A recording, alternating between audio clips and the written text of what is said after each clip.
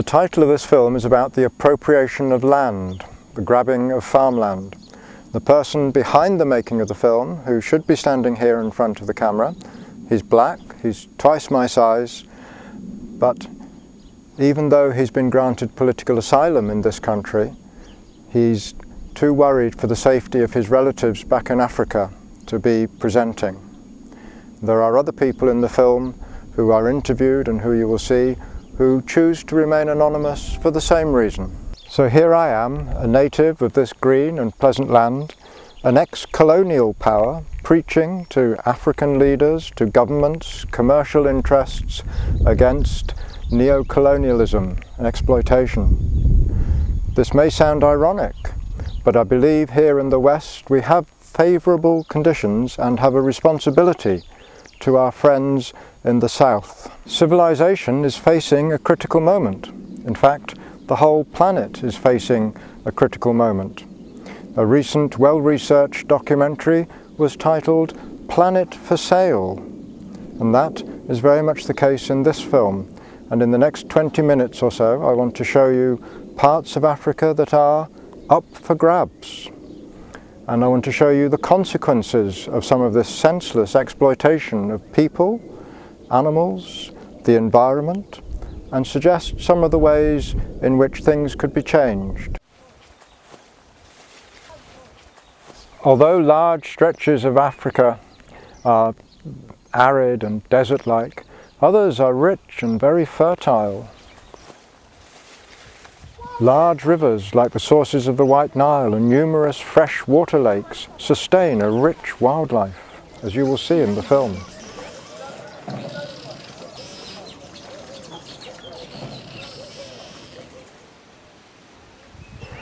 They also guarantee the life of numerous tribes people, whether nomad or permanently settled. The existence of these people depends on a delicate balance of ecosystems. They are related to the seasonal flooding of the rivers, to the dry and rainy seasons, and so forth. The herds of cattle, sheep or camel pertaining to these people graze the land adjacent to the rivers and the lakes. And so it happens that this land is now coveted by large commercial companies for food or mass fuel production.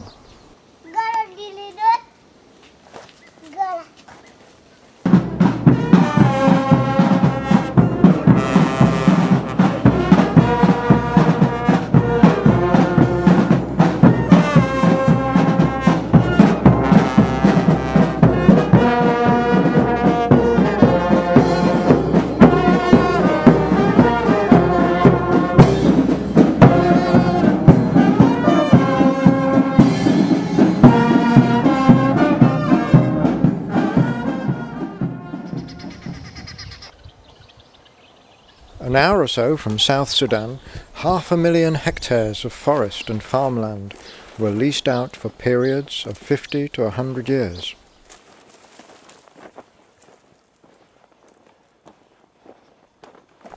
This means that commercial companies, with their shareholders living abroad, exporting the profits out of Africa, are in a rush to get the maximum productivity out of the soil.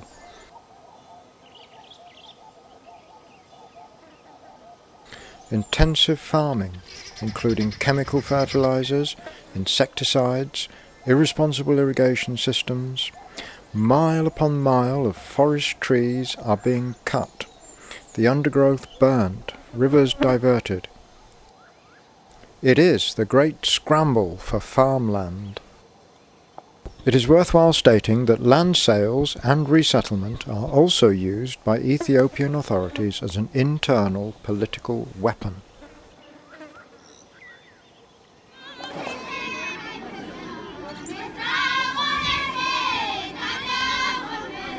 While the dominant language and power is in the hands of Amharic speakers, with a predominant affiliation to the Christian Orthodox Church, demographically, they represent a minority.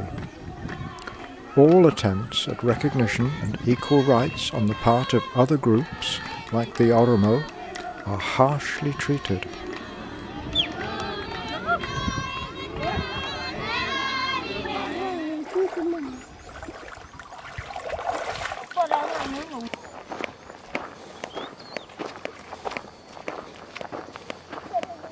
Here in Gambella, for instance, riots in 2003 ended with over 300 people dead and many more injured.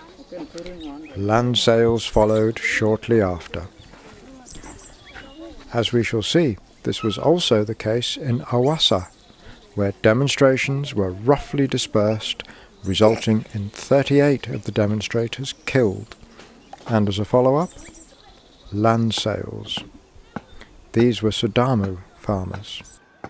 I guess that first I fear that because a government didn't allow any boys to race on this to prevent the land grab. So I think for this opportunity to have raid, I think somebody, second body will hear my voice that, and maybe if there is any help from second hand to solve this problem, I may have it. I think the community is affecting by this coming of this company, because the first one they took the land of the farmers, and they are cutting down the trees what were farmers, the indigenous people were using the land, and there is many natural resources that destroyed by this company. In other side, they will tell to government that we, to the community that we bought this land from government, so you didn't any right to say something on this land. You didn't have any right on this land. It is a dark future for Ilia community. Beta jano bere vela puro bono. Ka beta de kon ka chwa ka jon pur jol wa puro ka pur kare jon mano pur jon. Uri to mo wa gere ko lum kare mano gere ko gone. Ko ara na ka jenne ge bet. Ba puro to de puro to ka chara to ji jite gi me de chawa ye.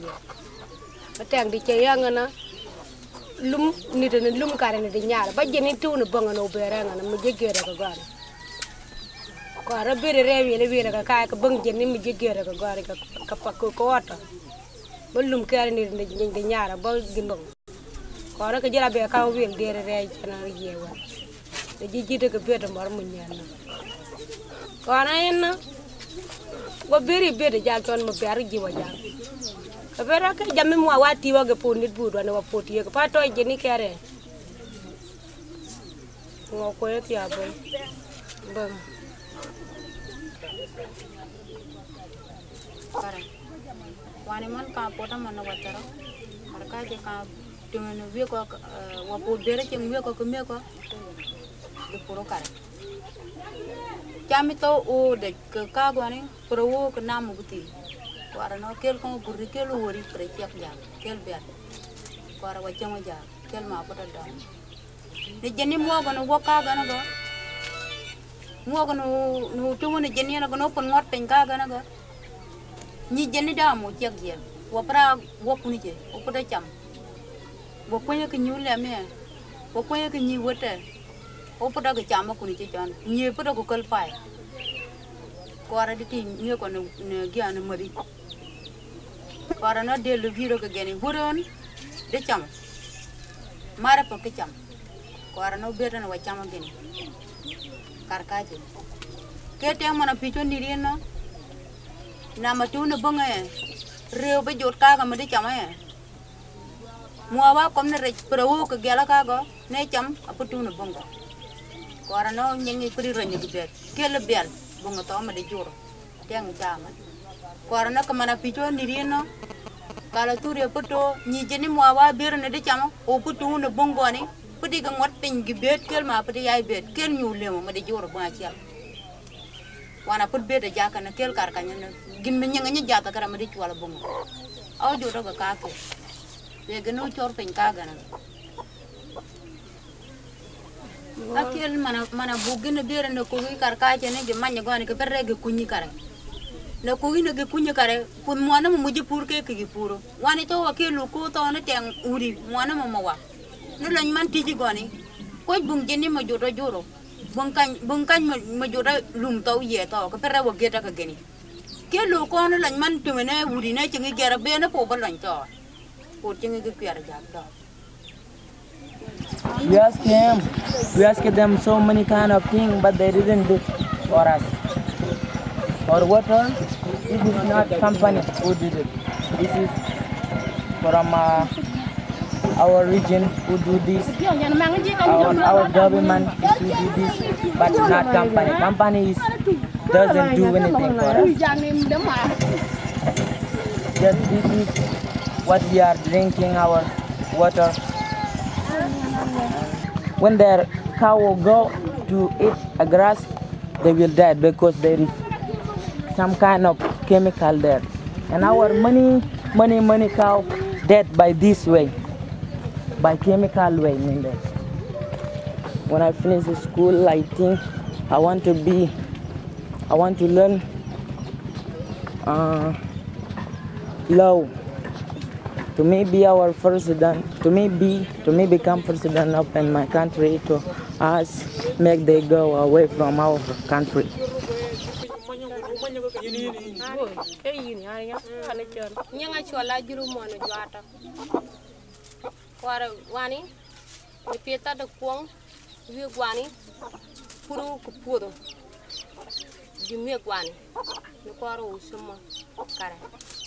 Jame mete meti we ko jiwani ko ro pit wani kene tangi sa manano ni beta yeno wana pit kiri da abu da rigangati dog bet kel ki chika goni da mu ti we ko ani jiwani kel ma donga ni piyo karkanyen no eno no tumena na wadonga kareno dana ngati mana jitu ka kare na kore chwaru ti jiri to no puti wat jami mwa wati megwani jiwani eno no to no wapi sa manano no ji moy no wasing wala no potera no nyoren kare no piti no de ni chwa ni ti jige o shemwa uri o gere jiwani kulum ke jenni eno no to no wapi karkanyen no juri mana ga woto o pipinja kan no kujwani no pipinga ga no kujwani atiyo ko ne abu ko jami matop jiwani ne nyira ne tipo ko kwar jiwa ne tipo ko tupi jiwa koretiyo en put ne tie jiwa koretiyo ten jami mo go be asare jiwani ba koretiyo en wani no kile no beto en ko shwa wani ko biya gwani bet bangi mo watiyo ka gen lume banga mo wagere ka ge jeni banga be jeni ni nyape nyina gwani nam taw banga mo ka kan to adere taw bangin me ber mo siag gwani mo watiyo ka gwani be dual mani chene. I was born in the village and I grew up here. For us, everything changed when the Indian company came. Before everything we needed came from the forest. From the forest we got grass and trees and fruit and useful herbs for building food, medicine. When the Karaturi company came, they cut the forest, they took the land without asking the village people, without our permission. They promised them many things. They promised water and building materials. They promised clinics and classrooms. Till now we saw very little. Now no one listens. If anybody is ready to listen, please help us.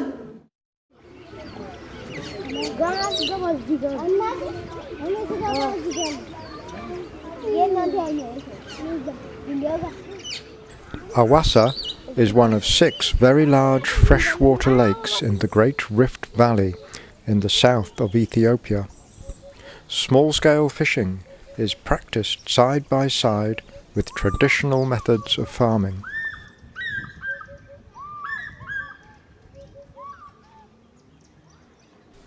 A large number of waterfowl, as well as larger animals like hippos and crocodiles, are abundant.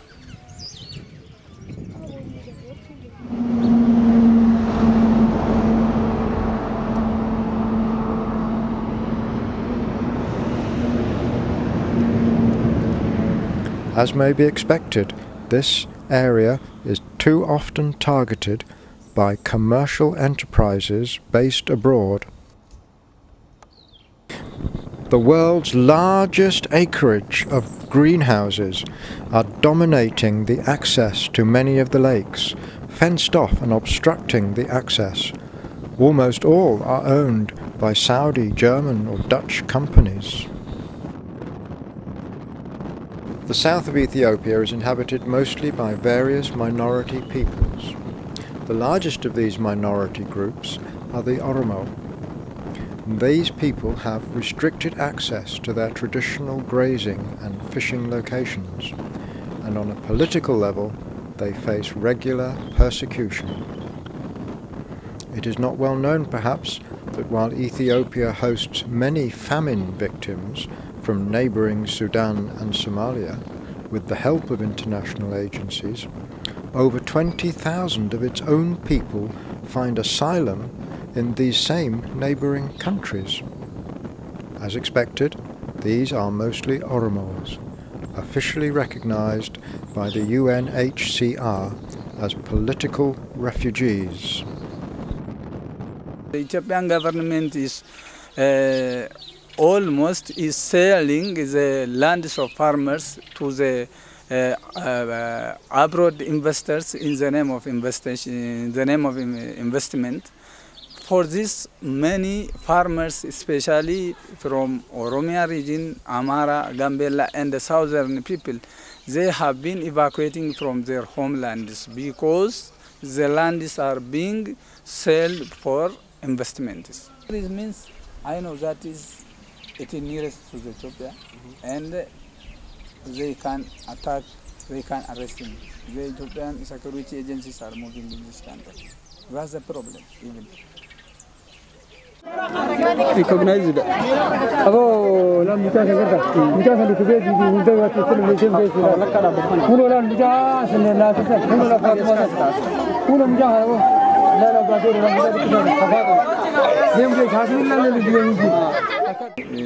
There is some security problems in the countries actually. For example, Ethiopian government when it wants, he can take anybody who wants to arrest. For example, in last 3 months, around three refugees and 8 asylum seekers were arrested by Ethiopian government. So they taken and abducted they taken from here to Ethiopia. As far as I know, the refugees, those are recognized under international community, are around 450 families. With the collaboration of both countries, Somaliland country and the Ethiopian government are working together. That's why most of the time, somebody who Ethiopian government wants him, Somaliland government is going to give to him. That's why there are some refugees have been arrested from here, because they have a common benefits. That's why also they have treaties which they agree on. For example, as you know, most of the Ethiopians, or as you know, here is most of the refugees are Oromos. As you know, Oromos have been evacuated from the country or have been persecuted from the country for the political opinion. Most of them are why they support Oromo Liberation Front. At least by January 28, 20 people deporting. By January 21, 3 Ethiopian Oromo people to deporting. That people are still 20 years, one by one, you are taking together to Somaliland.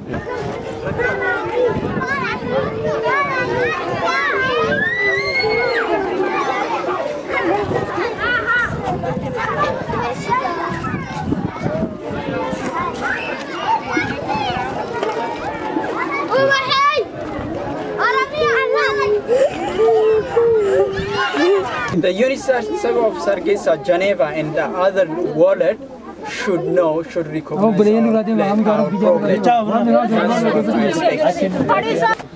He said, I came here for security problem.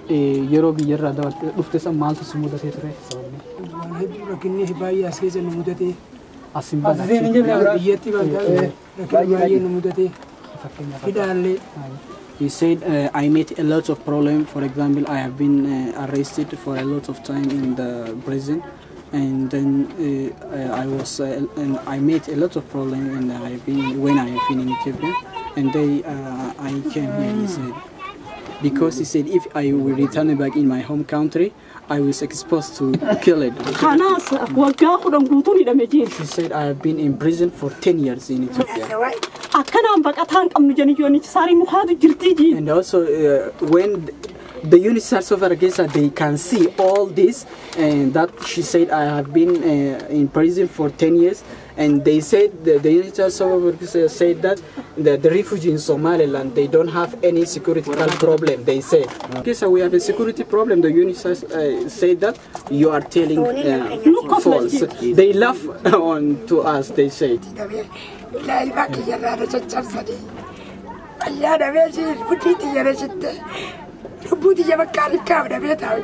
Now she said, even sometimes I decide, she said, to kill myself because I made a lot of problems. Even now I don't have any solution.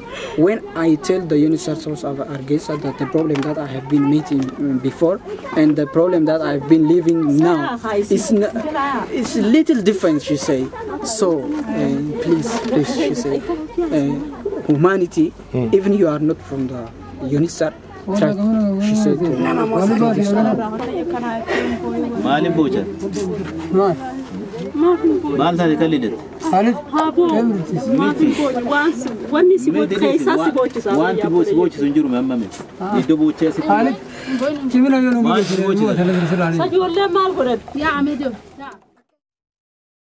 While these refugees are being interviewed here, over on the Somali coast, tons of food in the form of aid packages are awaiting to be unloaded.